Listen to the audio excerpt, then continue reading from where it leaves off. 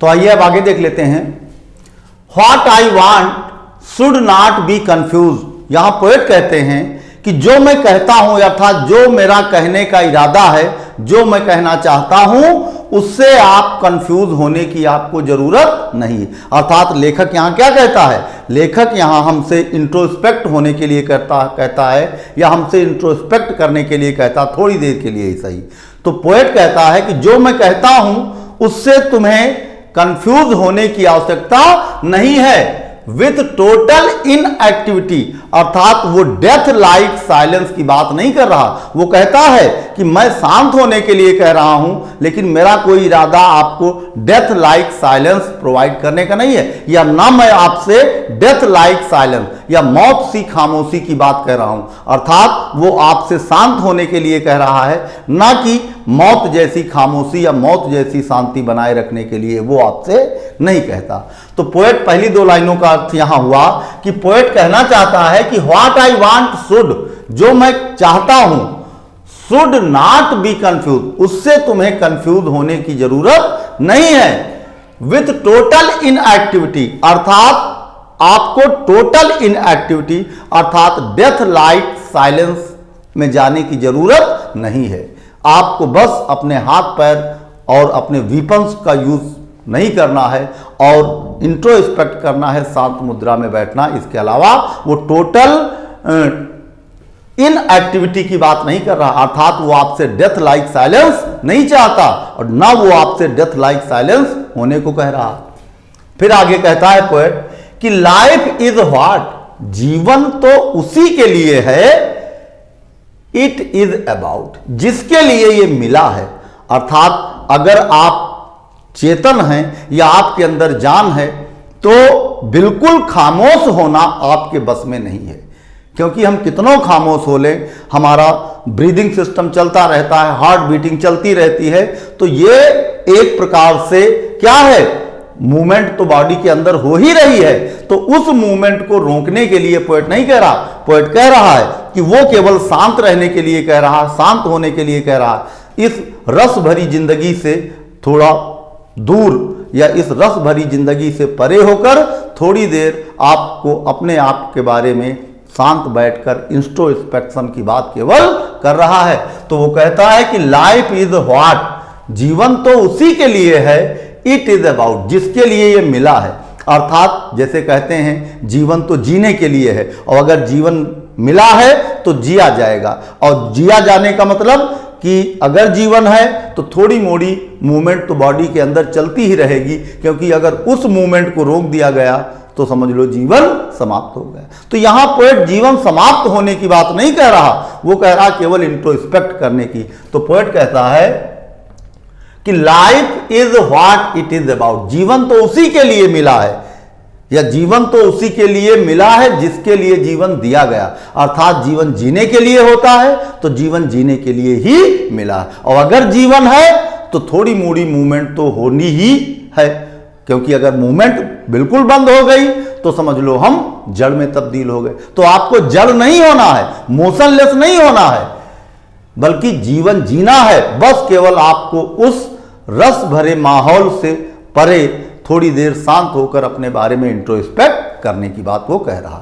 तो life is what it is about, क्योंकि जीवन उसी के लिए जिसके लिए जीवन मिला, मतलब चलती का नाम गाड़ी, मतलब जीने का नाम जीवन, या जीने का नाम ही जीवन है, जीते रहने का, या जिंदगी जिंदा दिली का नाम, जीने को ही जीवन बोलते हैं। जब आपके अंदर मूवमेंट होगी तभी आपके अंदर जीवन है, और उस मूवमेंट को रोकने की बात लेखक नहीं कह रहा है। पोएट आगे कहता है अपनी बात को क्लियर करते हुए कि I want no truck with death, अर्थात मौत से उसका कोई सरोकार नहीं, वो आपसे मौत जैसी खामोशी नहीं चाहता, वो आपसे डेथ लाइक साइलेंस होने को नहीं कहता, या डेथ लाइक साइलेंस वो आपसे नहीं चाहता। वो बस इतना चाहता है कि आप थोड़े पल के लिए शांत होकर अपने बारे में इंट्रोस्पेक्ट करें, और जो भी आप एक्शन कर रहे हैं उन एक्शन के बारे में विचार करें कि वो एक्शन कहां तक सही है और कहां तक गलत है। पोएट कहता I want no truck with death, मतलब मौत से मेरा कोई लेना देना नहीं, मौत से मेरा कोई सरोकार नहीं है, मेरा इरादा कतई तुमको मौत सी खामोशी, मौत सी शांति प्रदान करना नहीं है। और if we were not so single minded, आगे पोएट कहता है यदि हम सिंगल माइंडेड ना होते, यदि हम सिंगल माइंडेड अर्थात एकाग्रचित ना होते। सिंगल माइंडेड मतलब जब किसी चीज की ओर पूरा ध्यान आप कंसंट्रेट करते हैं उसको बोलते हैं हम सिंगल माइंडेड। मतलब हम कंसंट्रेट कर सकते हैं जिस चीज को, उसको ही हम बोलते हैं सिंगल माइंडेड। तो if we were not so single minded, क्योंकि पोएट कहता है कि हम सारे लोग केवल एक चीज पे कंसंट्रेट करके रखते हैं कि जैसे भी हो हमें अपनी जिंदगी चलाते रहना है, अपने जीवन को आगे बढ़ाते रहना है, बस यही हमारा एकमात्र ध्येय होता है। यह ध्येय नहीं होना चाहिए। तो पोएट कहता है कि if we were not so single minded, यदि हम एकाग्रचित नहीं होते, हम इतना ज्यादा कंसंट्रेट नहीं करते सिर्फ इस बात पर कि about keeping our life moving, हम एक ही चीज पे कंसंट्रेट करते हैं क्या, कि जैसे भी हो हमें अपनी लाइफ को गतिशील बनाए रखना है और इसी के प्रति हम अपने आप को कंसंट्रेट करके रखते हैं, या हम एकाग्रचित रखते हैं अपने आप को, या हम एक कंसंट्रेट करते हैं सिर्फ एक मुद्दे पर, वो क्या, कि जैसे भी हो लाइफ चलती रहनी चाहिए। तो इन दोनों लाइनों का अर्थ एक साथ देख लेते हैं कि if we were not so single minded, यदि हम एकाग्रचित नहीं होते, about keeping our life moving, अपने जीवन को गतिमान या गतिशील रखने के लिए, and for once could do nothing, poet कहता है अरे एक बार ही सही कुछ ना करके तो देखो, क्योंकि वो आपसे बस यही कह रहा कि थोड़ी देर के लिए सही आप इंट्रोस्पेक्ट करिए, अपने बारे में विचार करिए, ध्यान से सोचिए कि जो कार्य आप कर रहे हैं वो कार्य कहां तक सही है, कहां तक गलत है। तो वो कह रहा है कि मेरा काम एक करिए, आप मेरा कहा एक मानिए, कि कुछ वक्त के लिए आप कुछ ना करके तो देखिए, एंड फॉर वंस, और एक बार, कुड डू नथिंग, कुछ ना करके तो देखिए, अर्थात सब कामों से परे हटकर शांत होकर एक बार अपने आप के बारे में, अपने बारे में इंट्रोस्पेक्ट करके तो देखिए। परहैप्स, शायद, पक्का तो नहीं लेकिन परहैप्स, शायद, अ ह्यूज साइलेंस, शायद एक ह्यूज साइलेंस या एक खामोशी, माइट इंटरप्ट, हो सकता है एक लंबी खामोशी कम कर दे दिस सैडनेस, मतलब हम मैड भरी या मैड रस भरी जिंदगी में दिन रात भागते रहते हैं और इस रस के दौरान हमें वक्त नहीं मिलता अपने बारे में पल भर के लिए भी सोचने के लिए। तो पोएट आपको कहता है, एक मैसेज देता है और कहता आप इंट्रोस्पेक्ट करके तो देखिए, अर्थात कुछ वक्त कुछ ना करके तो देखिए। हो सकता है कि आ ह्यूज साइलेंस, जो इंट्रोस्पेक्शन के दौरान आप शांत हैं, खामोश हैं, तो हो सकता है वो ह्यूज साइलेंस माइट इंटरप्ट, कम कर दे। वैसे तो इंटरप्ट मीन्स होता बाधित करना, लेकिन यहां पे इंटरप्ट हो सकता है वो ह्यूज साइलेंस या डीप साइलेंस इंटरप्ट, बाधित कर दे, कम कर दे दिस सैडनेस, इस दर्द को या आपकी इस पीड़ा को। कौन सी पीड़ा को? आप नेवर अंडरस्टैंडिंग अवर सेल्फ। हम लोगों के अंदर एक मलाल होता है, या जीवन में हम भागम भाग लगे रहते हैं और एक चीज का मलाल हमारे दिल में रहता क्या, कि हमने अपने बारे में कभी विचार नहीं किया, अपने बारे में हम कभी इंट्रोस्पेक्ट नहीं कर पाए। तो पोएट कहता एक बार कुछ ना करके तो देखिए, हो सकता है कुछ ना करने के दौरान अर्थात इंट्रोस्पेक्ट करके तो देखिए, सारे कामों को छोड़कर, हो सकता है उसी डीप साइलेंस के दौरान आप को इंटरप्ट हो जाए दिस सैडनेस, अर्थात इस दुख दर्द से आपको मुक्ति मिल जाए। आप नेवर अंडरस्टैंडिंग अवरसेल्फ, जो आपके अंदर एक मलाल है, एक दुख है, और किस चीज का लेकर दुख है, कि हमने अपने बारे में कभी सोचा ही नहीं, हमने अपने आप को कभी समझा ही नहीं। तो हो सकता वो जो सैडनेस आपके अंदर है, उस सैडनेस को भी, वो सैडनेस भी आपके अंदर से कम हो जाए। हमारे अंदर डर रहता है मौत के प्रति, और इसीलिए हम हर वक्त लगे रहते हैं काम में,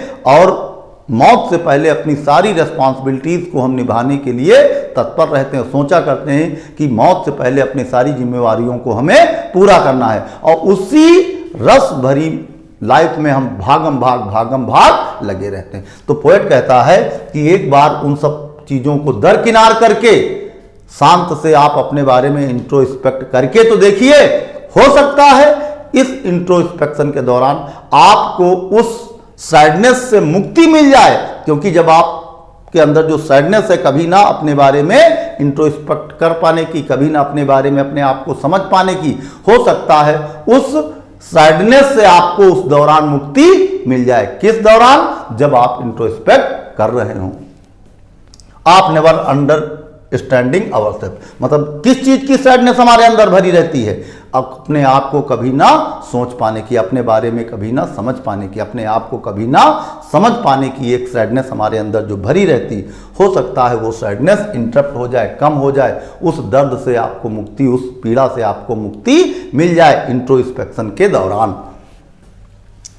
एंड आप थ्रेटनिंग अवरसेल्फ, और हमारे अंदर दर्द रहता है अपने आप के बारे में कभी ना विचार कर पाने का, और हम हर वक्त अपने आप को थ्रेटन किया करते हैं, धमकाया करते हैं। क्यों हम भागम भाग लगे रहते हैं? क्योंकि हम अपने आप को थ्रेटन किया करते हैं मौत से, कि मौत एक दिन आ जाएगी, उससे पहले इस लाइफ में जितना कुछ अर्न करना है उतना अर्न करके रख लो, क्योंकि मौत के बाद आप अर्न करने के काबिल नहीं रहेंगे। इस चीज से हम अपने आप को थ्रेटन किया करते हैं, धमकाया करते हैं कि मौत से पहले ज्यादा से ज्यादा अर्न कर लो, ज्यादा से ज्यादा रिस्पॉन्सिबिलिटीज को पूरा कर लो।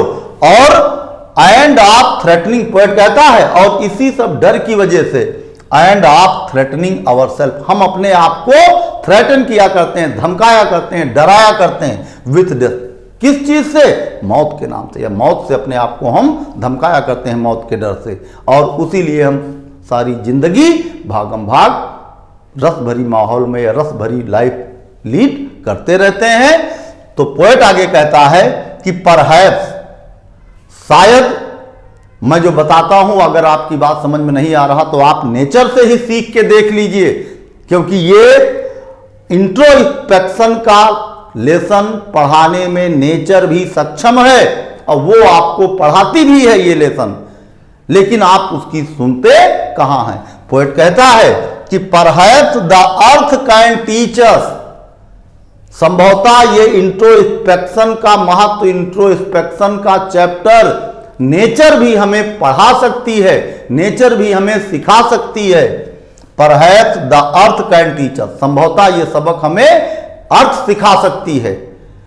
क्या और कैसे अर्थ हमें ये नेचर का ये जो रूल है, या नेचर का ये जो इंट्रोस्पेक्शन है अर्थ का, वो कैसे हमें सिखा सकती है? या अर्थ खुद भी इंट्रोस्पेक्शन करती है, और उसी इंट्रोस्पेक्शन के माध्यम से हमें भी वो मैसेज देती है। काहे के लिए? इंट्रोस्पेक्शन करने के लिए। तो यहां कहा गया है, और शायद अर्थ भी आपको ये सबक सिखा सकती है। कैसे? As when everything seems dead, जब अर्थ पे एक सीजन आता है, विंटर सीजन, जब सारी चीजें अर्थ की लाइफ जैसे थम सी गई हो, प्रतीत होती हो, सारी चीजें बेजान होती हैं, फ्रॉस्ट और कोहरे, फ्रॉस्ट के कारण सारी चीजें लाइफलेस प्रतीत होने लगती हैं। या एक वक्त ऐसा आता है कि अर्थ की सारी चीजें बेजान सी दिखने लगती हैं। जैसे सपोज करो ऑटम आता, ऑटम में सारे पत्ते गिर जाते हैं, तो एक पल के लिए लगता है कि ट्रीज जो हैं वो लाइफलेस हो गए हैं, लेकिन थोड़े वक्त के बाद एक्चुअल में वो ट्रीज लाइफलेस नहीं होते हैं। ये अर्थ जो है वो इंट्रोस्पेक्शन मूड में होती है, और उस दौरान अर्थ की जो है चीज़ें वो लाइफलेस लगने लगती हैं। लेकिन जब चेंज ऑफ सीजन होता है और स्प्रिंग सीजन आता है, तब हम देखते हैं कि तरह तरह के फूल खिलने लगते हैं, पेड़ों में बहारें आने लगती हैं, पेड़ों में हरियाली दिखने लगती। तो एक्चुअल में अगर देखा जाए तो अर्थ भी हमें इंट्रोस्पेक्शन का सबक सिखा सकती है, बशर्ते हम सीखना चाहें। तो यहाँ पे एग्जाम्पल दिया गया है कि कैसे अर्थ हमें इंट्रोस्पेक्शन का सबक सिखाती है। As when everything seems dead, जब हर चीज अर्थ पे डेड की सीम्स होती है, या मौत के समान प्रतीत होती है, बेजान सी लगती है, या जब अर्थ पे हमें हर चीज बेजान सी दिखाई देती है कुछ वक्त के लिए, एंड लेटर, लेकिन बाद में, अर्थात थोड़े पल बाद, कुछ वक्त बाद, प्रूव्स टू बी अलाइव, कुछ वक्त बाद वो प्रूव करती है कि ना वो डेड नहीं है, वो अलाइव है, अर्थात जो चीजें लाइफलेस दिख रही हैं अर्थ की, वो एक्चुअली लाइफलेस है नहीं, उनमें लाइफ है और लाइफ का प्रमाण भी वो देती हैं। जो चीजें थोड़ी देर के लिए या थोड़े एक सीजन के लिए लाइफलेस लगने लगती हैं, चेंज ऑफ सीजन के साथ फिर से उनमें एक नई जान आ जाती है। तो उस अर्थ के लेसन के द्वारा पोएट हमसे कहता है आप चाहो तो इंट्रोस्पेक्शन का चैप्टर आप अर्थ से भी सीख सकते हो, या इंट्रोस्पेक्शन आपको अर्थ भी सिखा सकती। कैसे? ठीक वैसे जैसे थोड़े वक्त के लिए वो लाइफलेस सी प्रतीत होने लगती है, कीप साइलेंस होती है और उस पर साइलेंट होता है, लाइफ उसकी मतलब सीम्स डेड, अर्थ किसके समान दिखने लगती थोड़ी देर के लिए या थोड़े सीजन के लिए, कुछ सीजन के लिए, एक निश्चित ड्यूरेशन के दौरान अर्थ एवरीथिंग सीम्स डेड, डेड मतलब अर्थ पे मौजूद हर चीज जस्ट लाइक डेड प्रतीत होने लगती। लेकिन जब सीजन चेंज होता है तो एक बदलाव सा आता है और उन सभी चीजों में फिर से जान दिखाई देने लगती है। And later proves to be alive, और खुद को थोड़ी देर बाद या चेंज ऑफ सीजन के साथ वो अपने आप को प्रूव करती है क्या कि उसके अंदर लाइफ है, उसके अंदर जीवन है। एक्चुअल में वो बताना चाहती है अर्थ कि वो जो लाइफलेस चीजें दिख रही थी अर्थ पे, वो एक प्रकार से इंट्रोस्पेक्शन पीरियड था किसका? अर्थ का। अब उसने इंट्रोस्पेक्शन पूरा कर लिया पीरियड, अब फिर से उसमें जान आ गई। तो पोएट अर्थ के थ्रू ही हमें सीखने के लिए कहता कि चलो हमारी बात अगर नहीं समझ में आ रही आपके ना सही, अर्थ से ही आप सबक सीख लो। काहे का? इंट्रोस्पेक्शन का। और now I will count up to 12, आगे पोएट कहता है अच्छा अब मैं 12 तक गिनूंगा, and you will keep quiet, अब मैं 12 तक गिनूंगा। अब मैंने इस खेल के तुमको तरीके बता दिए गए, इस कैसे ये इंट्रोस्पेक्शन करना है। तो अब मैं 12 तक गिनूंगा, एंड यू कीप क्वाइट, और आप लोग क्या हो जाएंगे? शांत हो जाएंगे। एंड आई विल गो, और अब मैं जाऊंगा, मतलब जाऊंगा मतलब मैंने तरीका आपको बता दिया है इंट्रोस्पेक्शन करने का। आप उसको इंट्रोस्पेक्ट करिए, और आपको अगर नहीं पसंद है तो बात अलग है, लेकिन मैंने आपको रास्ता बता दिया, मैंने आपको तरीका बता दिया है इंट्रोस्पेक्शन का। और मेरी बात ना मानो तो अर्थ भी ये सबक सिखा सकती है, अर्थ से ही सीख कर आप इंट्रोस्पेक्शन करिए और आप अपने बारे में विचार करिए कि जो लाइफ में इस रस भरे माहौल में आप लाइफ लीड कर रहे हैं, उस लाइफ में आप क्या पा रहे हैं और क्या गंवा रहे हैं। क्योंकि जब आप इंट्रोस्पेक्शन करेंगे तब आप इस चीज़ को रियलाइज कर पाएंगे कि आप अपनी लाइफ में जो भी एक्शन अप्लाई कर रहे हैं कहाँ तक वो उचित हैं और कहाँ तक वो अनुचित हैं। तो उसके अकॉर्डिंग हम अपने कार्य को अंजाम दे पाएंगे। लेकिन ये कब होगा? जब हम इंट्रोस्पेक्शन करेंगे तब। और ये मैसेज हमें अर्थ भी सिखा सकती है, लेकिन कब? जब हम सीखना चाहें तब। तो आइए कुछ पोएटिक डिवाइस देख लेते हैं। यहाँ पे इस लाइन में हम देख पा रहे हैं कि if we were not so single minded, तो यहां पे वी वर दोनों क्लोजली प्लेस वर्ड हैं और सेम कॉन्सोनेंट लेटर से स्टार्ट हो रहे हैं और इनका प्रोनाउंसिएशन भी कॉन्सोनेंट लेटर से स्टार्ट हो रहा है। तो हम कह सकते हैं कि इस लाइन में वी वेयर में और सो सिंगल में, इन दोनों जगहों पे पोएटिक डिवाइस अलिट्रेशन यूज हुआ है। और हम आशा करते हैं कि ये पोएम आपको पसंद आई होगी, और अगर आपको पोएम पसंद आई हो तो आप लाइक और कमेंट करना ना भूलें। हम फिर मिलेंगे आपसे नए टॉपिक के साथ नई क्लास में। तब तक के लिए धन्यवाद।